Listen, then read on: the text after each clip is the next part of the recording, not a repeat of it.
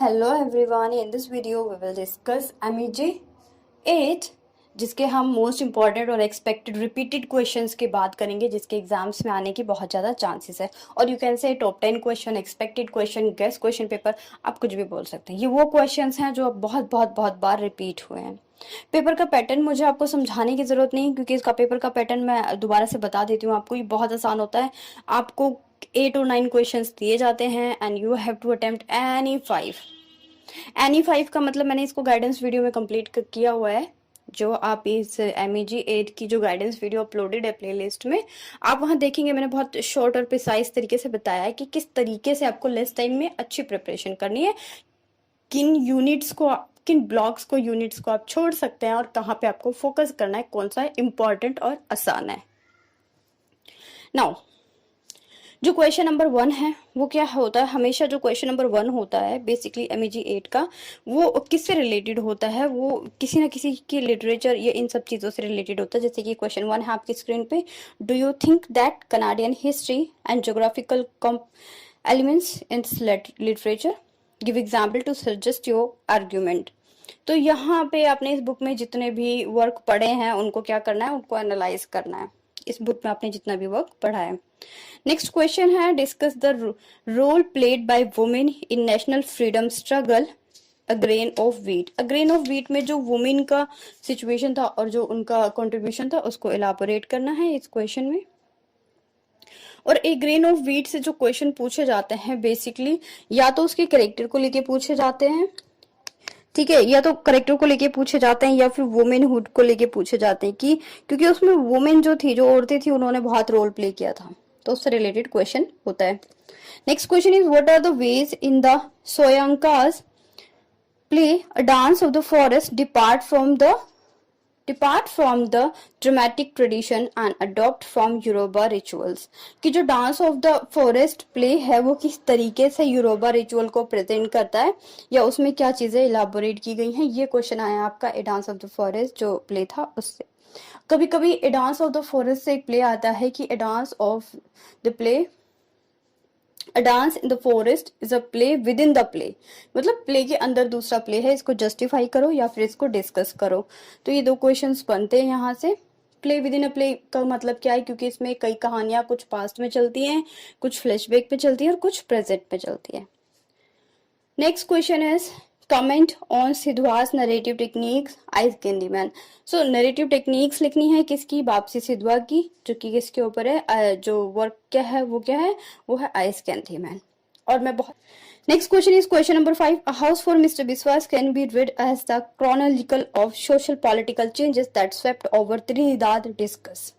तो a house for mister बिस्वास के ऊपर क्वेश्चन पूछा गया। Next question is examine the impact of popular form in Walcott poetry. तो वॉलकॉट पोइट्री का पॉपुलर फॉर्म क्या है उसको बताना था यहाँ पे।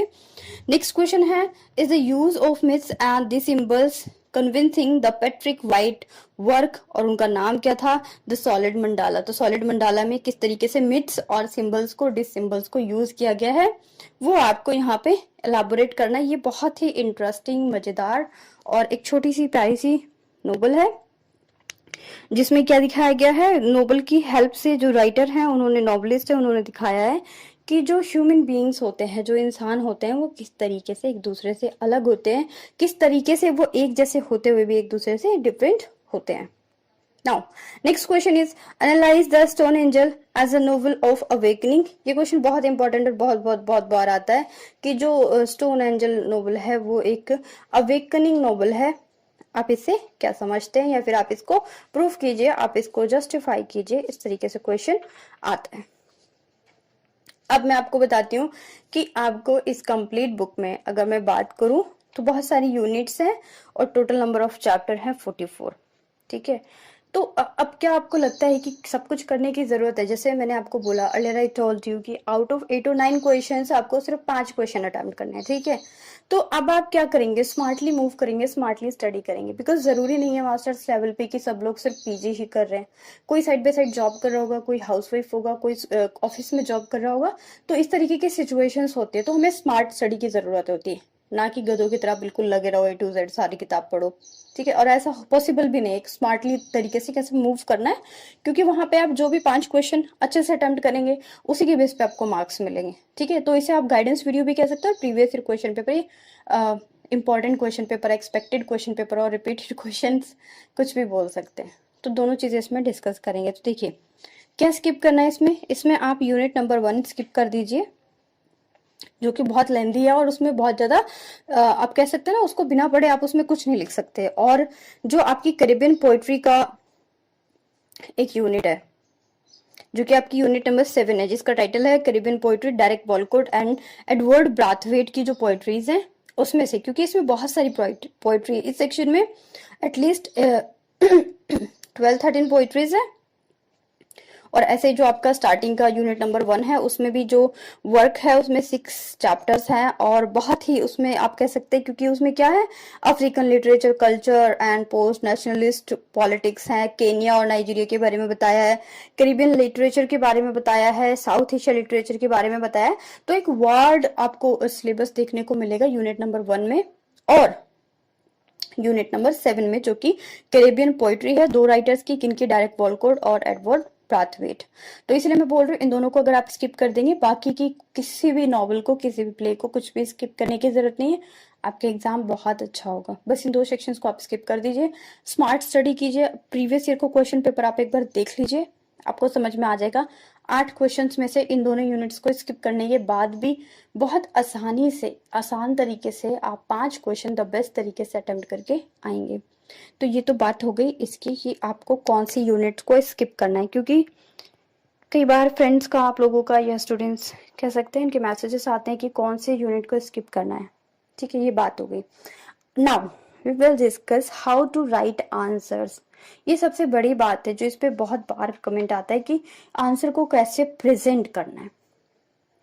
तो देखिए ये जो बुक है आपकी वो है new literature in English MEG 8। इसमें जो आंसर है वो पैराग्राफिक फॉर्म में लिखना है। लाइक कभी कभी मैं बोलती हूँ आपको कि पॉइंट्स में आंसर लिखने हैं, जैसे कि अगर मैं रिसेंटली बात करूँ तो MEG 12 पे गाइडेंस वीडियो और प्रीवियस क्वेश्चन पेपर वीडियो, तो वहाँ पे मैंने डिस्कस किया कि नॉवेल्स को, प्ले को छोड़ के जितना भी है वहाँ पे पॉइंट्स से लिखिए। बट यहाँ पे मैं आपको सजेस्ट करूंगी कि यहाँ पे आपको क्या लिखना है, पैराग्राफिक फॉर्म में ही अपने आंसर को प्रेजेंट करना है। एग्जाम्पल के लिए अगर मैं आपको किसी नॉवल का क्वेश्चन लेके उसके एग्जाम्पल से समझाना चाहूँ तो अवेकनिंग नॉवल से ही चलते हैं। जो आपका आता है कि जो स्टोन एंजल है वो एक अवेकनिंग नॉवल है, आप इसको कैसे जस्टिफाई करेंगे, ये क्वेश्चन बहुत ज्यादा आता है। तो इसकी बात करें तो सबसे पहले एक बात क्या करते हैं, पैराग्राफ्स में डिवाइड कर लेते हैं कि पहले पैराग्राफ में हमें क्या लिखना है कि जो स्टोन एंजल नॉवल है उसको लिखा किसने है, ठीक है, उसको लिखा किसने है। उसके बाद हम बात करेंगे कि जैसे कि मार्गरेट, इसको लिखा है किसने, और उसके बाद हम डिस्कस करेंगे कि इसको लिखे जाने के बाद जो स्टोन एंजल हमारा लिखा गया है इसमें किस चीज को दिखाया गया है। जैसे कि मार्गरेट लॉरेंस ने लिखा है तो स्टार्टिंग में लिखेंगे that the novel of the stone angel was written by या is written by Margaret Laurence. और इसके अंदर क्या प्रेजेंट किया गया, in this novel she presents the situation of a woman who is proudy, right, bitter in nature. तो कैसे उसका ट्रांसफॉर्मेशन होता है, she married with a man who looks handsome. After that वो क्या होता है कि वो उसे डिवोर्स दे देती है, देन उसके बेटों के बारे में बताना है उसकी। तो किस तरीके से वो कैनरी में जाती है, वहां रात गुजारती है, लास्ट मोमेंट पे उसका किस तरीके से ट्रांसफॉर्मेशन होता है, वो एक प्राउडी वुमेन की नेचर की वुमेन होती है, वो किस तरीके से एक काइंड हार्टेड वुमेन में लास्ट स्टेज पे वो थोड़ा लोगों की केयर करने लग जाती है। तो यहाँ तक इस तरीके से आपने वर्क को स्टार्ट करना है और लास्ट में प्रूफ कर देना है that yes we can say that the stone angel novel is a awakening novel and this is written by Margaret Lawrence। तो ये एक इसका तरीका है कि स्टार्ट करना है कहाँ से, आपको नोवेल से और नोवेलिस्ट से जिसने उसको लिखा है। आफ्टर दैट आपको उसके कुछ इवेंट्स को बताने हैं कि कहाँ पे उसका प्राउडी नेचर था, कहाँ पे उसका बिटर नेचर था, कहाँ पे सोसाइटी को प्रेजेंट किया गया है, कहाँ पे मेल डोमिनेंसी को प्रेजेंट किया गया है। उसके बाद उसकी सिचुएशन को बताइए, उसकी 90 ईयर एज को बताइए, फिर जो उसका चेंजमेंट हुआ है उसको बताइए। तो ये सारी चीजें यहाँ पे आ जाएंगी, कंबाइन हो जाएंगी। आई होप आपने अगर इस नॉवल को कंप्लीट किया तो आपको मेरी बातें समझ में आ रही होंगी, और जिन स्टूडेंट्स ने इस नॉवल को कंप्लीट नहीं किया उन्हें लग रहा होगा पता नहीं मैं क्या बता रही हूँ, ठीक है, क्योंकि एग्जाम्पल मैंने इसी नॉवल का लिया है। सो सबसे इम्पोर्टेंट बात ये है कि क्वेश्चंस के साथ तो ठीक है कि ये इंपॉर्टेंट क्वेश्चन है, ये आपको करना है। क्वेश्चन आंसर की सीरीज मैंने आपको बता दी, वो न्यूज चैनल पे होगी, ठीक है। अब इम्पॉर्टेंट ये है कि सबसे पहले तो आप इसकी समरी को कंप्लीट कर लीजिए, क्योंकि जब इसकी स्टोरीज आपके दिमाग में चलेंगे then you will be able to write any type of answer in exam. जब तक आपको स्टोरी नहीं पता होगी आप कुछ नहीं कर सकते। सी सो एज अ फ्रेंड आप समझ सकते हैं कि मैं आपको ये सजेशन देती हूँ कि आप पहले सबसे पहले इसकी स्टोरी को कंप्लीट कर लीजिए, उसके बाद आप एक गाइडेंस वीडियो अपलोड है उसको देखिए। प्रीवियस ईयर क्वेश्चन पेपर की वीडियो अपलोड है। प्रीवियस ईयर इसलिए बोल रही हूँ कि जब आप पिछले सालों के क्वेश्चन पेपर देखते हैं ना, 1-2 सालों के, तो आपको समझ में आ जाता है कि पेपर का पैटर्न क्या है। उसके बाद आप इन समझ पाएंगे इन इंपॉर्टेंट क्वेश्चंस को। ये वो क्वेश्चंस हैं जो बहुत बहुत रिपीट हुए हैं, इसलिए मैंने इसके ऊपर एक वीडियो बनाई है। तो इससे आप क्या बोल सकते हैं, गाइडेंस वीडियो भी हो गई, आपको सजेशन वीडियो भी हो गई, और इंपॉर्टेंट क्वेश्चन की वीडियो भी हो गई। सो मिलेंगे नेक्स्ट वीडियो में विद न्यू टॉपिक और new content. Stay connected and good luck for your exam. Don't waste your time. Thank you.